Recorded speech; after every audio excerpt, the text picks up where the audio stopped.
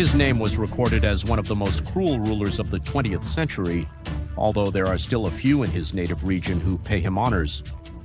From the elite French universities to the rough Cambodian jungles, Salo Tsar, also known as Pol Pot, led a revolution with very few parallels in history. Pol Pot's Cambodian communism has been a subject of controversy to this day in a region with a very complex history. Let's learn about his life and the milestones that lead him to be etched in time by some as the most violent tyrant of recent times.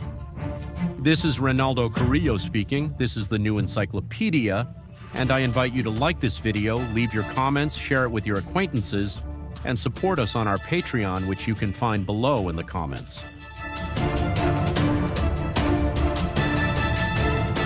Pol Pot, whose birth name is Salo Tsar, was born in Kampung in Cambodia on May 19, 1925. Cambodia was the center of the extensive Khmer Empire for several centuries. However, the empire began to decline from the 16th century until by the mid-19th century, the Cambodian monarchy became a French protectorate, known as French Indochina, a French colonial territory that occupied what is now Cambodia, Vietnam, Laos, and a small part of China.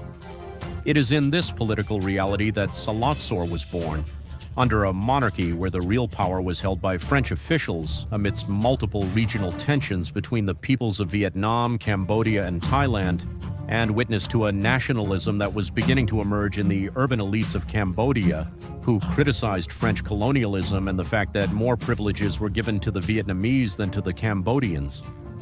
Salat was the youngest of a successful landowner's 7 children. When he was 6 years old, his family moved to the country's capital called Phnom Penh. His family had numerous connections with the Norodom dynasty that had ruled the Kingdom of Cambodia. All of this put Salau in close contact with the aristocracy of the Cambodian capital and with Cambodian Buddhism. And it's important to mention that the majority ethnic group of Cambodians are the so-called Khmers, who made up almost 90% of the Cambodian population and practiced a branch of Buddhism, Theravada, which was an important pillar of their identity as a people. Salat was sent to a Buddhist monastery where he was educated for 3 years until the monks expelled him because the young teenager did not study or show much promise. During World War II, Cambodia was occupied for a few years by Japan until the victory of the Allies who reoccupied the country. France proposes to restore its old colonial order, but this produces protests and nationalist harangues, even from prominent Buddhist monks. By 1946, the so-called Indochina War breaks out, led by the Vietnamese Ho Chi Minh against the French occupation throughout the region. Cambodia does not directly interfere in the war, but its political forces take advantage of this juncture to initiate a gradual process of independence, which would end up being realized in 1953 when the agreement with the French is sealed for the total independence of Cambodia under the command of King Norodom Sihanouk. The communists celebrated this independence, but they were anti-monarchist, returning to 1948. After having been expelled from the Buddhist seminary, Salo Tsar is sent to study at the Sorbonne University in Paris. During this time, Salat approaches the nationalist and anti-colonialist movements that were developing in French Indochina, and which had as their maximum reference the person who would lead the Vietnamese Revolution, Ho Chi Minh, which is why Salat approaches the Indochinese Communist Party, which was legalized at that time. However, Salat also showed great opposition to the Vietnamese having interference in Cambodian affairs. Ho Chi Minh's Vietnamese then functioned as the fathers of the other communist groups in Indochina, something that Salo Tsar viewed with suspicion. The Indochinese Communist Party split in 1951 into the 3 national factions, Vietnam, Cambodia, and Laos. The Cambodian faction would give rise to the People's Revolutionary Party of Kampuchea, also called the Communist Party of Cambodia. Salah was not interested in his academic career in France, which he never finished, but he did become an active member of the party, with which he formed the Paris Study Group, which would be dedicated to communist training and recruiting Cambodian students in France for his cause. Meanwhile, sponsored by the French Communist Party, The Paris Study Group would be the cell from which the future Red Khmers who would dominate Cambodian politics in the following decades would be born, and of which we will talk again. In France, Salo Kanosi gets engaged to Q Punari, interestingly the first Cambodian woman to earn a university degree.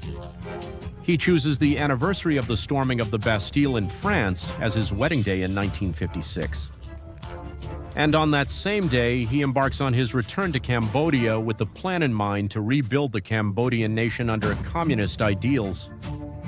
During the 50s in Cambodia, the communists are repressed by the monarch Norodom Sihanouk.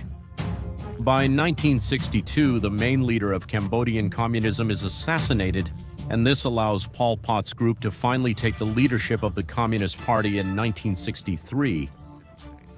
With the party underground, Salo goes with his clique to the jungle to continue with the clandestine reorganization of the party. By 1954, the Indochina War ends, expelling the French from Vietnam. However, the following year, a new and bloody war breaks out in that country. The Indochina War had resulted in the separation into two states, North Vietnam, supported by the Soviet Union and China, and South Vietnam, supported by the United States. But before reunifying, both forces preferred to engage in a harsh fratricidal war to unify the country under their terms. The monarch Norodom Sihanouk, also the Prime Minister of Cambodia, declares the country's neutrality in the Vietnam War and denounces the intervention of other states in a situation that was Vietnamese. In turn, the United States denounces that Cambodia had a false neutrality and was actually providing territorial aid to the communist Viet Cong. Indeed, Cambodia had allowed part of the Viet Cong, the Vietnamese Red Army, to enter its territory for its operations. For his part, Pol Pot's position was markedly anti-American and also anti-Vietnamese, which caused Vietnam's antipathy towards his figure during the 60s.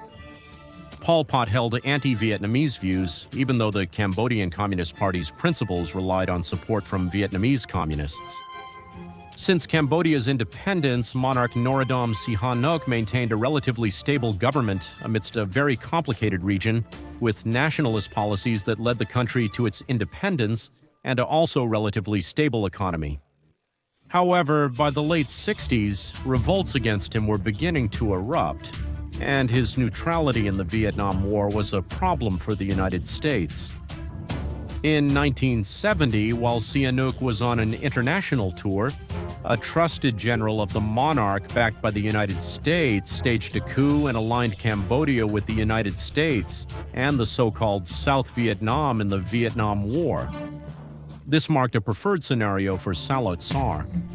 The Paris Study Group, which had already taken definitive control of the party, changed its name to the Cambodia Workers' Party. Tsar and many of the party members created the so-called Office 100, a guerrilla organization of the party on the borders of North Vietnam to the northeast of Cambodia. Salo Tsar, contrarily, is warmly welcomed in communist China and chooses to increasingly distance himself from the Vietnamese, deeming their support no longer essential. So he also makes the party change its name to the Communist Party of Kampuchea. Kampuchea was the original name in Khmer for Cambodia. Beyond the party's name changes, the common people start to call them the Red Khmers.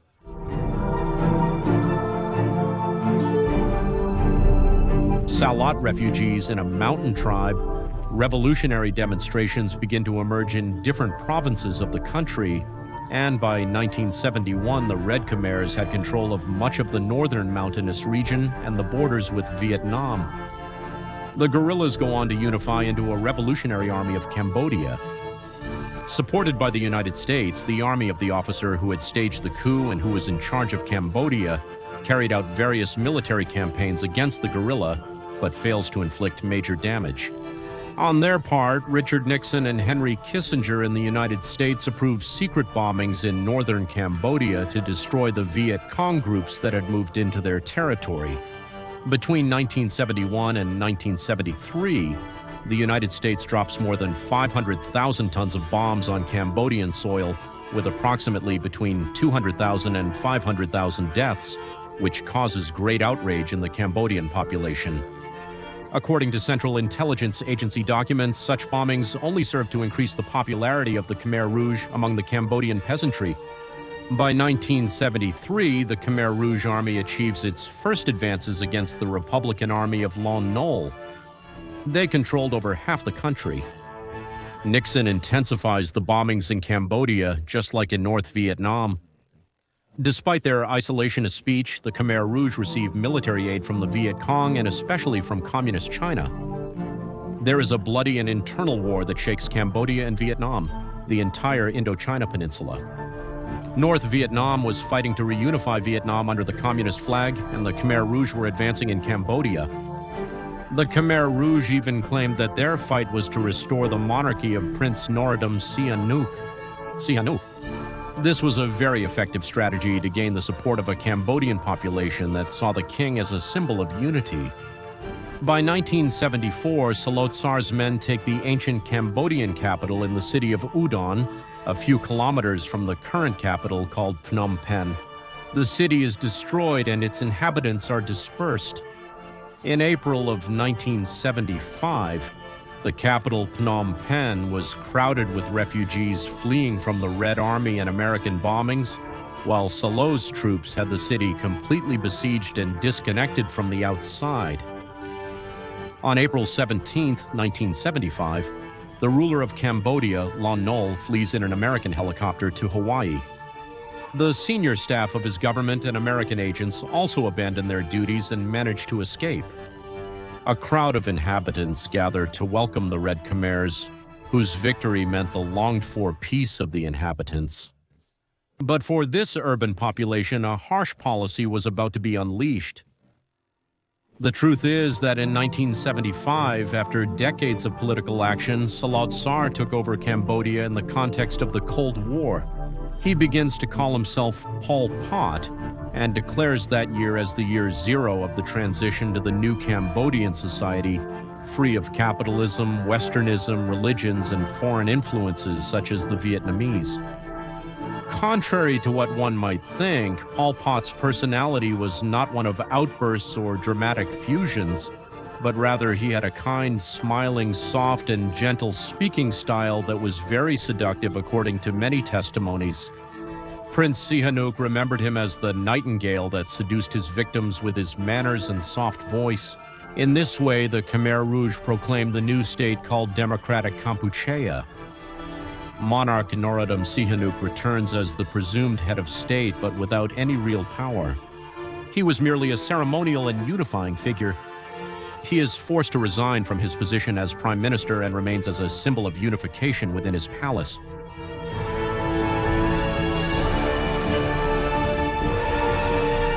This is when Pol Pot assumes the presidency, although his identity as one of the top leaders of Democratic Kampuchea and the party would largely remain anonymous to the average population. Pol Pot was always in favor of a self-sufficient, autarkic economy and strongly agrarian, as well as an isolated state from foreign influences that he considered dangerous for its stability. Therefore, at the beginning of his government, almost all foreigners were expelled and almost all embassies were closed, except for the French embassy and those of sympathetic countries like China and North Korea. Then a harsh policy was implemented that consisted of the evacuation of the vast majority of city dwellers to the countryside. Most of the inhabitants of the main urban centers who had not joined the guerrillas were labeled as collaborators of foreign and bourgeois powers, as enemies who collaborated with the pro-American regime that had bombed the country's peasantry. This mass of city dwellers during this stage were forcibly relocated to the countryside. Economically, Pol Pot's regime applied a policy of agricultural collectivization, while the country's main industries were already state-owned. Similarly inspired by the Maoist vision of a moneyless society, the national currency is abolished and bartering is promoted, although a few years later the circulation of a Cambodian riel had to be approved. A policy of rebuilding schools, media, and cultural relations is also implemented. Freedom of worship is established, but with a policy strongly hostile to all religions. Pol Pot, inspired by Mao Zedong, also called this process the Great Leap.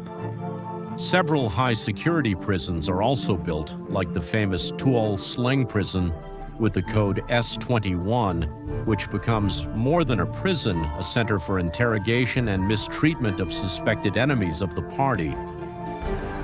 In this way, a dramatic period for Cambodian history also begins between 1975 and 1979, in which allegedly more than 1 million Cambodians died.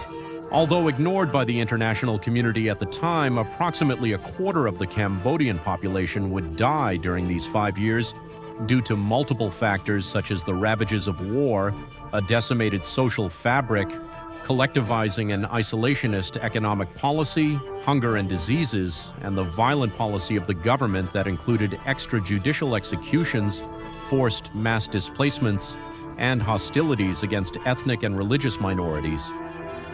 Pol Pot was sure that the Vietnamese were infiltrated within his party. He also claimed that Cambodia had a historical claim on the territories south of Vietnam that had belonged to Cambodia in the 19th century. Thus, as hunger intensifies in Cambodia, Pol Pot directs multiple hostile attacks on the border with Thailand, Laos, and especially Vietnam. Meanwhile, Vietnam starts to align more with the Soviet Union than China. The Cambodian army launches attacks and various incursions in the southwestern area of Vietnam, harassing the Vietnamese army and the civilians of that country. Vietnam was officially declared an enemy of Cambodia. And it wasn't until 1978 that the Vietnamese authorities would also openly start to have a hostile discourse against the Red Khmers. By 1978, Pol Pot launched a new internal purge, arguing that agents from Vietnam and the Central Intelligence Agency were infesting the party and the government. So many of his men were arrested, imprisoned, and executed, while others were re-educated, all under the rhetoric that Cambodia's sovereignty and territorial integrity had to be defended and all enemies eliminated. One of the party's slogans was, "One hand for production and the other to fight the enemy." Attacks on Vietnamese territory continued, while a wave of desertions within the Cambodian ranks began as a result of the regime's internal purges. But many of these Cambodians who fled Pol Pot's regime to Vietnam would later be their own condemnation. On December 25, 1978, Vietnam, with the approval of the Soviet Union, carried out a military invasion in Cambodia, composed of Vietnamese troops and many Cambodians who had exiled from Pol Pot in that country. Pol Pot had refused to believe that this invasion would happen until he saw it with his own eyes. In the military operation will be a young man who will be the future leader of post-war Cambodia, General Hun Sen, who had defected from the Red Khmers along with another significant group of people who today make up the highest echelon of the government to the Kingdom of Cambodia. In less than 3 weeks, the Vietnamese army takes the capital of Cambodia. The monarch flees, and Pol Pot with the Red Khmers escape to the jungles of the northwest. His fall was faster than he imagined. Thus, the People's Republic of Cambodia is founded, sponsored by Vietnam. The new Prime Minister, Hun Sen, a former communist militant, must deal with other non-communist Cambodian political movements clamoring for independence from Vietnam. On their part, in response to the Vietnamese invasion of Cambodia, China, who was an ally of Pol Pot, launched an invasion of Vietnam. But this was a limited invasion, and China soon withdrew its army, apparently due to pressure from the Soviet Union. These Chinese-Vietnamese hostilities would continue until Vietnam withdrew its officers from the Cambodian capital.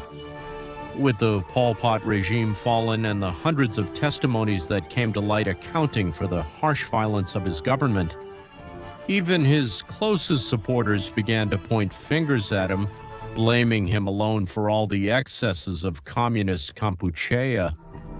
These accusations against him intensified when the leaders of the Khmer Rouge began peace talks with the new Republican government of Cambodia. However, Pol Pot would remain for many years in the jungle in command of the guerrilla remnants of the Khmer Rouge. While the new pro-Vietnamese Republican government in Cambodia stabilizes with Minister Hun Sen, the various independence movements in Cambodia, including the Khmer Rouge, form a coalition against Vietnam and its interference in Cambodia. Monarch Sihanouk is chosen as the president of this coalition, and Kie Champan, one of the most important men in Pol Pot's regime, would be the vice president of this coalition. In 1985, after years of refuge in the jungle, Pol Pot resigns as commander of the Khmer Rouge insurgency, although he remains as supervisor of their army. In turn, in Indonesia, all conflicting parties meet, including the Cambodian government. Vietnam demands that in order to withdraw their 50,000 troops from Cambodia, the Khmer Rouge must completely disappear. While China does not offer their total disappearance, they do agree that Pol Pot would not have a new role in the government. In the negotiations, China agrees to suspend its aid to the Khmer Rouge, and the Soviet Union agrees to suspend its support for the Vietnamese invasion. Hun Sen, in turn, would remain at the helm as prime minister. In October of 1991, the four factions finally sign a peace treaty establishing a transitional government supervised by the United Nations. A constitutional monarchy is established by popular vote, thus rebirthing the Kingdom of Cambodia. By 1993, elections are called with all parties, although the Red Khmers boycott them, claiming they were manipulated by the Vietnamese. Over the years, the Red Khmers begin to disintegrate with internal divisions, and the few guerrillas they had left also begin to dissolve. Pol Pot, in 1997, still with command power, orders the execution of Sun Sen and his family, who would be one of his most prominent allies for many years. This ends up fracturing the guerrilla and its last supporters. So that same year, another high member of the Red Khmers orders the arrest of an elderly and already sick Pol Pot and submits him to a popular tribunal where he is sentenced to live in prison for the death of Sun Sen, expelling him from the group that he himself founded and that he himself brought to power and becoming their prisoner. During that trial, Pol Pot would give his last interview in which he continued to exonerate himself from the mass deaths during his government. At the age of 72, in the midst of the Cambodian jungles that saw him born as a political leader in his youth, Salotsar would die in 1998. He officially died of a heart attack, although some suspect that his death may have been provoked, as it occurred just when he was about to be handed over to international justice and also prevented the inspection of the body after being burned in an improvised bonfire. That same year, the Cambodian army would capture the last remnants of the Red Khmer's guerrilla, and other of its leaders would end up surrendering. The memory of Pol Pot is still very much alive in Cambodia, not only for his figure that at the time seduced the wills of the Cambodians, but for the storm of violence and conflict that Cambodia experienced before, during, and after his mandate, which they inevitably associate with him. The accumulated emotions of the peasantry, colonial exploitation, and an ideology that promises to build heaven on earth as is communism were the breeding ground for the traumatic experience that Pol Pot would lead and take to its ultimate consequences.